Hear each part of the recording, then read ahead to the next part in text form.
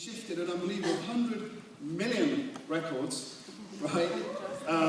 His band is still playing stadiums. He's just had a best-selling autobiography, which we're going to be talking about today. So without further ado from me, a big round of applause, please, for John Taylor!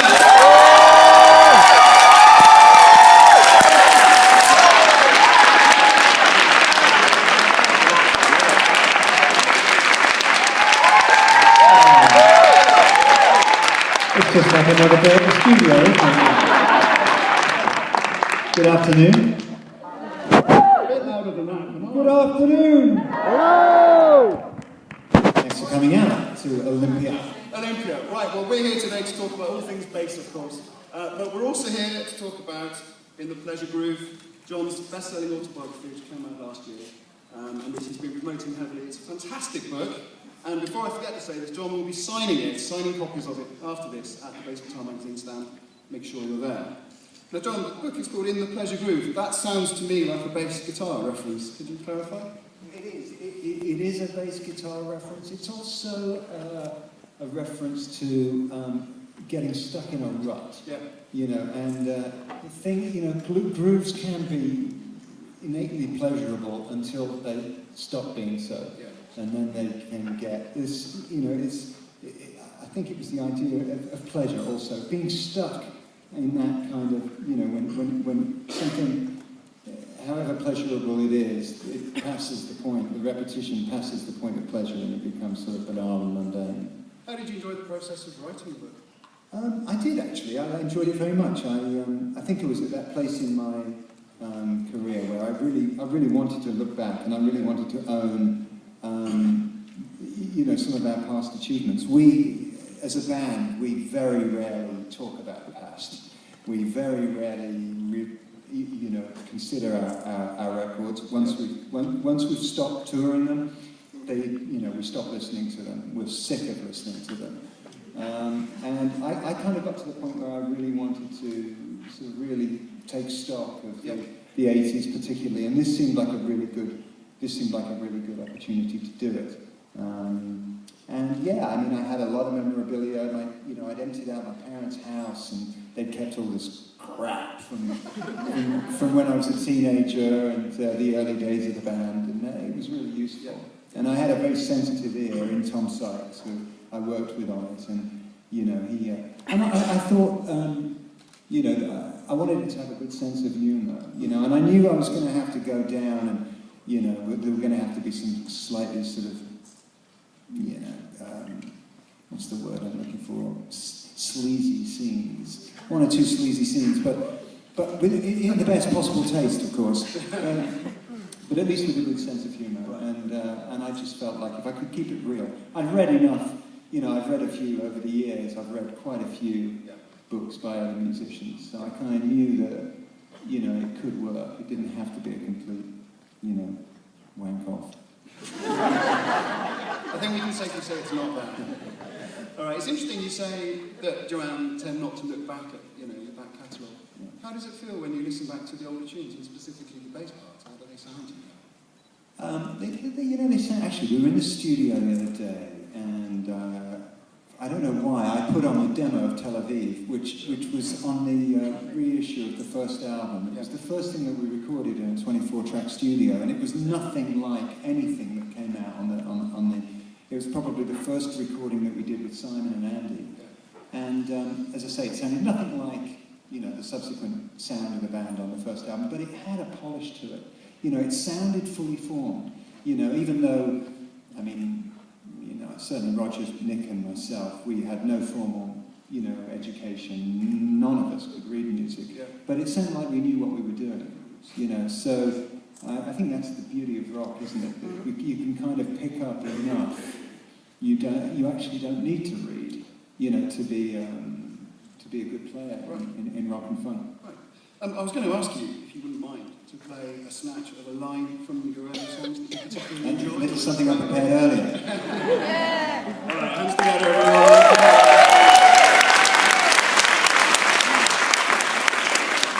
I've been dreading this moment. Okay, well, let's split up the play. Okay, so name that tune. Rio! Say the prayer! I haven't played it yet. Save a prayer. Correct. Yeah.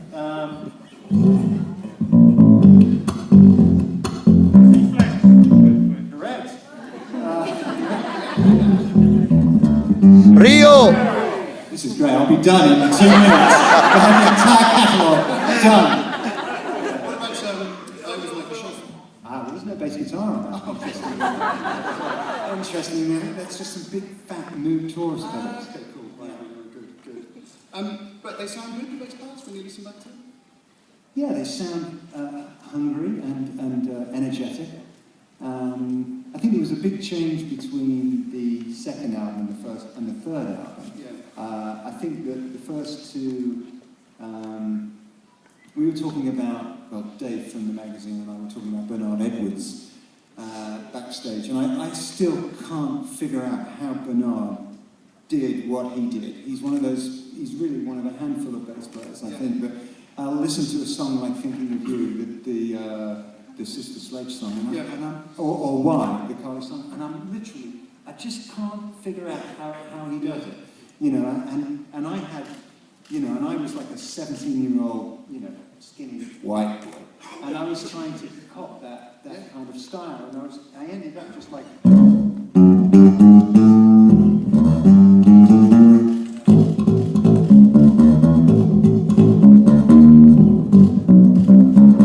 It was all in this.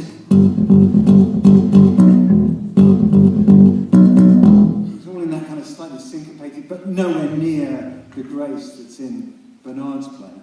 But I was just trying to play as many notes. I mean, the thing about Duran was we were all, as individuals, I think perhaps because there was no central kind of songwriter, everybody was a star, and everybody played to the absolute maximum of their capabilities. So you've got very strong keyboards, drums, everybody's going out, as opposed to, say, a band like Coldplay, where I think everybody goes, or even U2, it feels like almost everybody goes in. And certainly the first couple of records, and I think Rio, that album really said all of that. And the third album, we had to try to sort of modify the sound a little bit. Yes. Sort of mature a little bit. So for me, that was like I started playing less notes. And then things started to change because Roger and Andy left. Yeah. And then the next sort of chapter of the band's career, which I would say was like from Notorious through to the Wedding album. Every album had a different drummer and felt like a different guitar player, but it wasn't really. But drummer particularly. So for me, I'm having to sort of rethink the way that I play. I mean, which is quite good in a way, because I've always envied individuals like Bowie, Madonna, Prince, that can change the sound, they can change the backdrop to their songwriting every album by just using different musicians. You know, we as a band, you know, and if you're a band, the good news is you don't have to change the musicians, but the bad news is you're not changing any musicians. You know, you've got to find new ways of saying the same.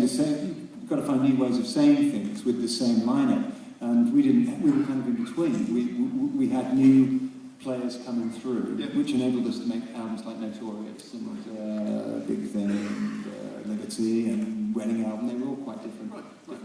I noted with interest how the bass started here at the start of your career, and as you got more into the rock thing, Power Station, and then much later with the Neurotic Outsiders, everything moved down, became more rock. Was that just something that came along? Was it part of a natural impulse? Swagger, I think, is what you're talking about. I mean, you can't play. You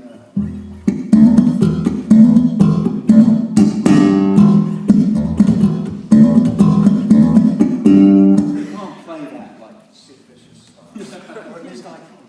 I think that maybe it just. I would say. Actually, I'm trying not to take that question too seriously. I think it probably got lower in the videos, but like on stage, I still had to. I got you. Okay, understood. Right, I'm going to get you to read a little bit from your book. Okay. As we all know, John, in the early years of his success, played an Aria SB 1000, I believe, right? An instrument which was unusual at the time, as you explain in your book, and indeed in part of the book, which I'm going to get to read, if that's all right. You know, and they used to point at me and say, it's a bloody good act. Yes. If poor old Jack didn't have the flu, he could be here to confirm that, couldn't he? Oh, really? He was supposed to be playing this game. So you went on to play other things, notably you played a Kubiki bass, right? Yeah, I'm not quite, I think I saw that advertised in a magazine. I just loved the look of it. Yeah. And it had that novelty of the sort of pull down E string. It became a D string. And we just recorded Wild Boys at the time, and Wild Boys was in D, I think, and it had this, or maybe it was in E on the record, and we dropped it to D for live. Yeah. So it was, I could, you know, I mean, it's funny, it doesn't matter now, because once 5 strings came along, nobody would care about something like that, but actually it seemed, I've always spent a lot of time on the lowest note on the instrument, you know, and... By the way, are you equally comfortable on 5 and 4? No, not really, no, and I never really spent a lot of time on a 5 string. Right. But yeah, I used the Kubiki for a while, and then I think the next thing was the Steinberger, which was I hated the small Steinberger, the first Steinberger that came out. Yeah, but there was a you know, full-bodied version that came out later, and I think around about the Wedding album there's a lot of that. I got a Warwick 5 string actually that I used on the Thank You album. Yeah. And, no, I was never really comfortable with it. I've actually been using it on the new album. Again, we were talking about, backstage was talking about the new album and the sound of the bass on the new album. And, you know, I just feel like we're really in competition with, you know, these fat, low-end samples that, like every time you turn the radio on, you get this fat blast of keyboard bass, you know, and it's quite tricky, you know. We've got to find a way to have the, you know, I mean, obviously there's a human feel that you get playing the instrument, but at the same time, you know, the audience out there is used to that big sound. So we've been experimenting, you know, with Nick. Nick and I work together. He'll get a synth up, you know, we'll work bass, synth together, and the engineer will do things. We're doing a lot of detuning. Mm-hmm. So, you know, hopefully the album, you know, will have that real signature sound, but it'll have the sort of lower, you know, kind of EQ, you know. But yeah, it's a bit of science, you know. Yeah. Was there never any chance of a signature aria, ever? Maybe it just didn't happen. Yeah. Okay, that's fine. So tell us about Peavey then. Wonderful thing. Yeah, well, you know, I liken Peaveys to BMWs. You know, I've been using them certainly since the band came back. So I suppose that's about 9 years now. And I was, you know, and I was living in America, and I was feeling the American instruments. I'm not sure. I think maybe the tutor. I think it was through Dave Mustaine. I think he was doing. Of Megadeth, by the way. Yeah, who was doing. He was working with Peavey. And you mean David Ellefson? Dave Ellefson, sorry. Yeah, the bass player. Yeah. And you know, we started talking, and he sent me up, and I think maybe it was the Cheetah that he sent me, this Cheetah 4-string, and it just never went wrong. Yeah. You know, and I think that you know, once I get into touring mode, there's so many things that can go wrong. Like the idea of having an instrument that I can play for 2 hours that really isn't going to slip, that is just going to do what it says on the box. You know, and I've found Peavey to be very, very reliable in that way. And the sound, the sort of, I mean, the sort of romantic in me, you know, likes the idea of playing sort of 60s or 70s Gibson basses with Ampeg heads, but there really isn't that room. There really isn't the room in the Duran Duran sound for that kind of a bass sound. I have to keep it very narrow, very tight, very compressed. So actually, the whole sort of old school sound doesn't work. I've tried a couple of times to do that, and I have to come back to this, which just, you know, it's just does it. And I tend to stick to pretty much the same bass. Again, it's just a different story to guitar players. Guitar players can play a 20-song set and use 20 different guitars, you know. That's never been the case with me. I just like to keep it simple. Would you mind running us through some of the tones on the PV? That's almost a muso question. Yeah, it doesn't get easier than that, ladies and I think I know what he's talking about. This has a lot of tones on it. Not that I ever use them or anything. We've got a volume. Always useful.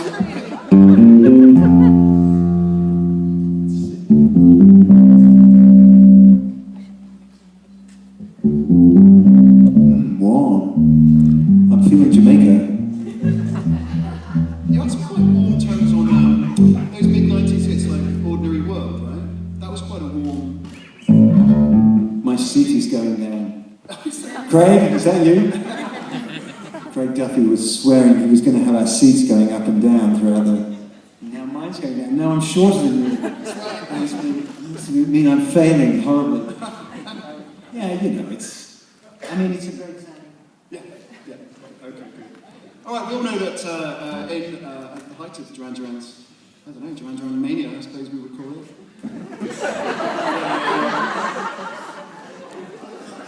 Chaps, can we have some backstage help with the chair? There we go. We have the technology. Anyway, at the height of Height? Somebody said height? I would never sing that low. But I might. I'm going to get John to read another part of the book, all right? And this time he's talking about just what it was really like, what it felt like at the absolute sort of crazy height of Duran Duran's early fame, which they achieved incredibly quickly over the course of, I mean, 3 years, what, 2 years even? You may think it's a matter of months. Anyway, here we go. Listen up. I'm a bit nervous this seat is going to... Keep your eye on it, will you? If I start slipping, you know, let me know. This chapter is called Exploitation. Okay, now remember, we can't see anything up here because of the spotlight, so if you'd like to hold your hand up and wave it, then we can see... Yeah, you're on the middle centre aisle. I don't know if you can remember me from Bath in the book signing, but I sort of accused you of stealing one of my bass lines. Nothing to do with that this time. How's the album getting on? Any sign of any releases coming up at all? It's coming along. It's going to be an epic. It's going to be an epic. And Working titles? no working titles. Yeah, I mean, you know, I feel like we found the sound, you know. It just takes, I think maybe we're not really in any hurry to get to the end, actually. I think you know, finishing the album means, you know, then we've all got to, you know, go on the road and, you know, I don't think anybody's in a rush to do that. So, you know, we were aiming for a spring release, then it was an autumn release, and I don't think it's going to be out this year, actually.